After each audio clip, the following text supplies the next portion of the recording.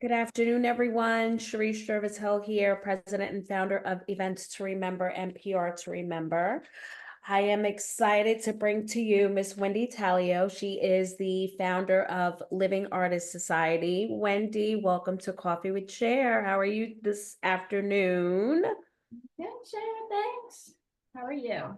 I'm good. I'm good. Okay, so Wendy, before we kind of get started with our entrepreneurs podcast and you share some gems with our listeners, let's do our little afternoon cheers.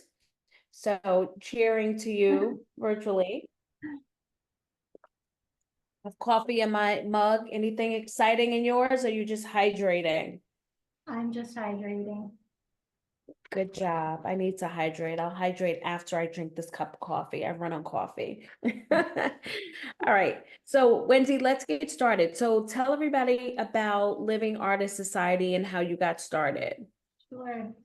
So, I had started out my life as an artist in the field of music, and Mm-hmm. I also worked for about 25 years in the field of data science. And after a while, I had decided that it was enough of data science and I wanted to return to the arts. And so I looked around at what was happening. 25 years had lapsed since I had been in the music field, and what I saw was a need for my skills as a data scientist to help independent artists.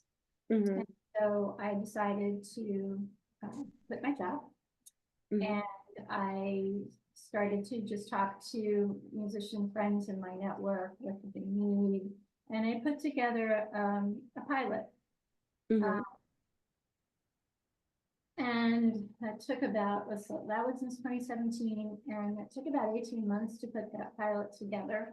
And it Mm-hmm. basically was, like a marketing data support thing Mm-hmm. for independent artists. And just as we were starting to get off the ground, the pandemic hit.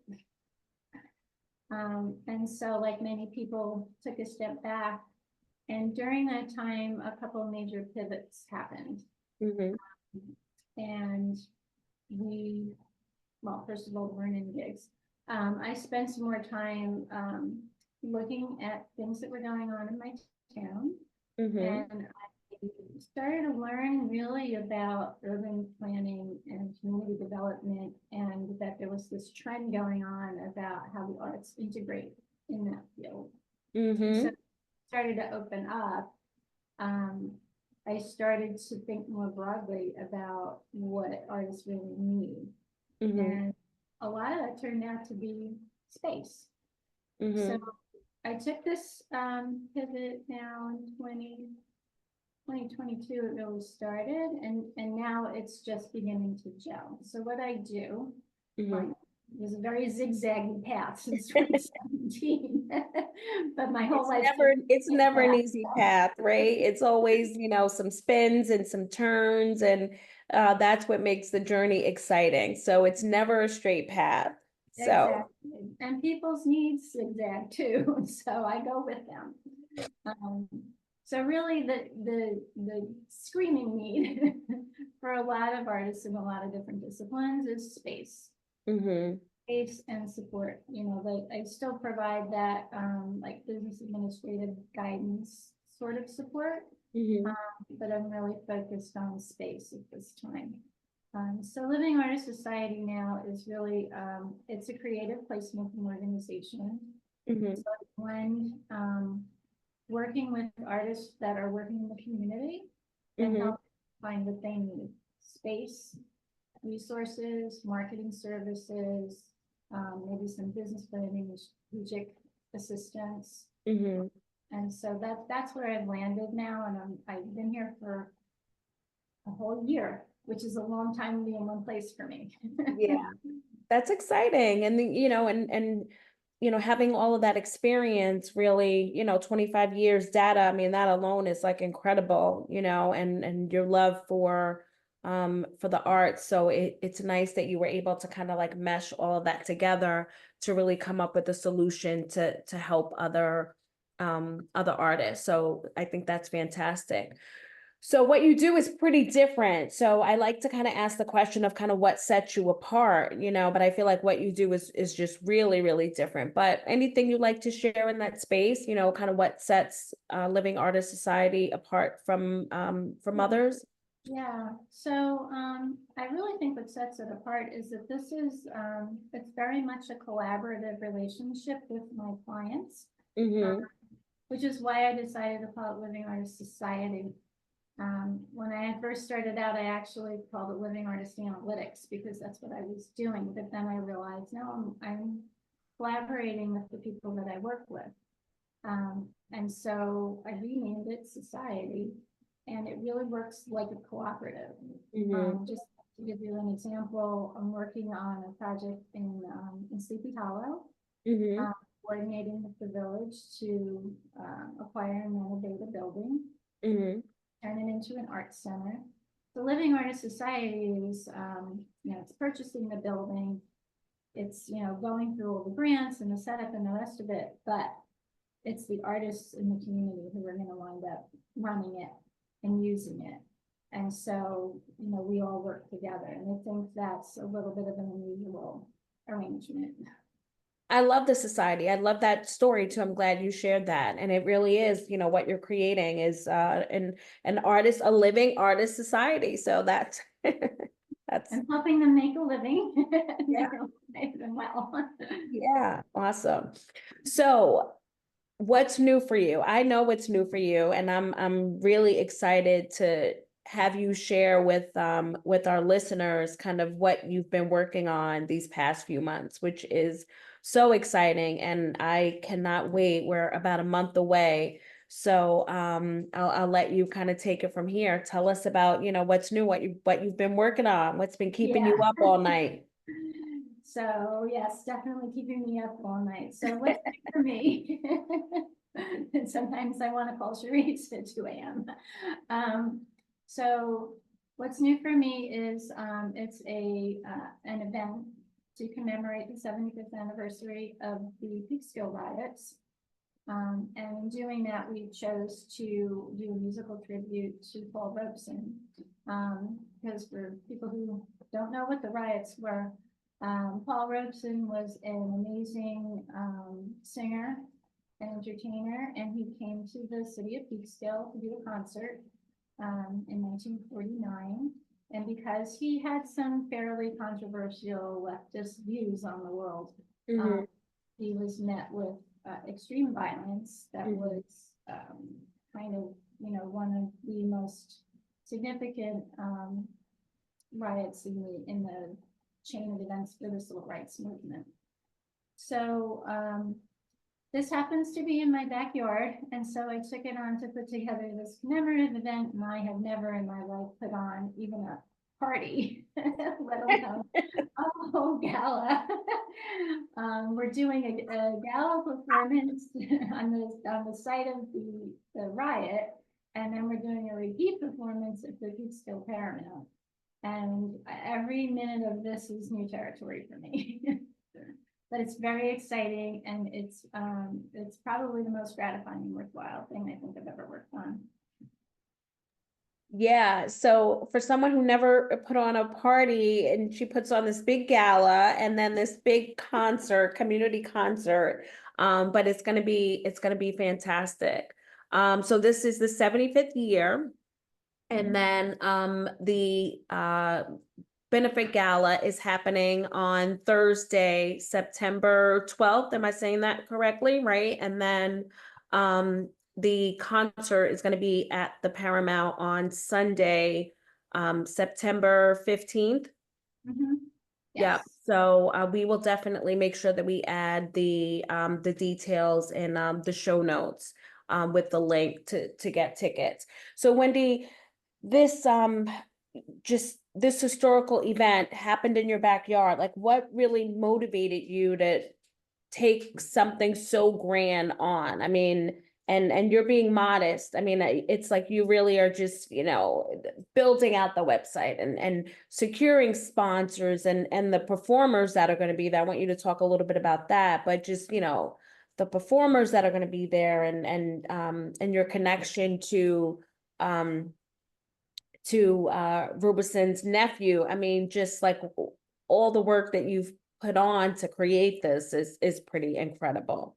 So tell us a little bit about the performers and some of that pieces, some of those pieces. Sure, some of those pieces. Let's even start by, what made me take this on was I've lived here for over 30 years, and I only stumbled on the fact that this history even occurred. And so, I mean, it was such an incredible story, and Paul Robeson was such an incredible man. The most incredible thing to me was that nobody knew about it. So that was the main impetus, and it was a bit of a challenge to get people in the community to really be on board. A lot of people were like, what happened? And very supportive, and others were like, no, we don't want to think about that. But in the end of the day, it's, all turned around to, yeah, we were part of this history. This is where we came from. And it's also the foundation that's setting us on a new path forward. So, so I picked this particular performance because I should say performances. We have a Grammy Award-winning bass baritone singer who is a specialist in Paul Robeson's music, and he's basically going to walk us through the whole legacy of Paul Robeson's life as an artist, which includes, most people know him for Old Man River. But in reality, his real contribution was that he brought the Negro spiritual into the opera house. He's who made it known outside of the Black community. He had more firsts than you can shake a fist at in terms of, accomplishments for people of color during the Jim Crow era. Yeah. He was the valedictorian of Rutgers. He had 12 letters in 4 sports. The list is incredible. First on Broadway, right? I mean, it's, He was the first Black man to play Othello on Broadway. It was the longest running Shakespearean play ever. So Mark is gonna kind of sing through Robeson's life. And we have a wonderful MC who, he himself, his name is Aaron Mayer. He himself was the pioneer who started the whole environmental justice movement. And so he's going to connect the dots for us between Robeson, the artist, and what was happening in civil rights and why they're important and why it's still important today. And then we're also going to have some historical exhibits, which it's interesting. So like in the course of all of this, I met Paul Robeson's nephew, Reverend Gregory Robeson Smith. It's actually his grandnephew, who he himself, and talking to him, like everyone in the Robeson family tree, has been an amazing activist. Wow. The Reverend himself was head of the United States African Development Foundation under several different presidents, and he actually supervised the very first vote in South Africa. And he's been super engaged with this, and he's been connecting me with people who have his personal archive, bring and show and share with people at both the gala and the Paramount. So it's, and it was really, really gratifying to meet with him and see that he's so enthusiastic that we're doing this. We're finally talking about it. We're going to make it, public and, really well known, and we're going to move on from here. Yeah. We need to move on. Exciting.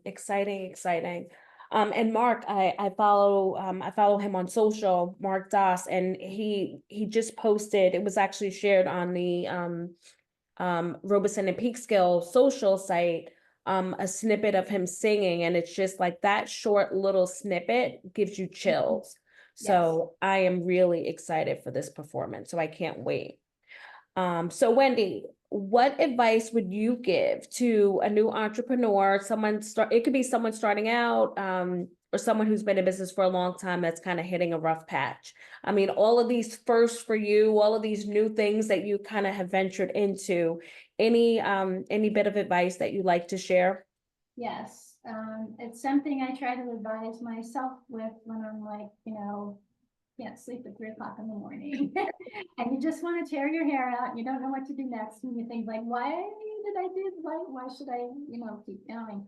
And the answer is your why. Always know your why. Come back to why are you doing this? It's the thing that will keep you going. If you can't say what your why is, then that's a message too. Like, oh, maybe I should pause for a moment. Yeah. Maybe I need a pivot. And pivots are perfectly okay. Yeah. I've had 4 in the last 6 years. So yeah, it's okay. Yeah. Yeah. Pivots are good. That's what we have to do sometimes, whatever keeps us going, right? Yes. So Wendy, thank you for being here. Where can everyone find you? I will have a website at livingartistsociety.com. Yep. And right now my Facebook presence is mostly Robeson and Peekskill. My Living Artist Society Facebook page hasn't quite kept up with all of my pivots, but it will soon. Well, right now, Robeson and Peekskill is where all of the focus is right now. So, all right, awesome. Well, Wendy, thank you so much for being here. Thank you for sharing information about the Peekskill riots and the 75th anniversary of Robeson and Peekskill. Can't wait for those shows, and thank you so much for being here. Thank you so much for having me. Of course.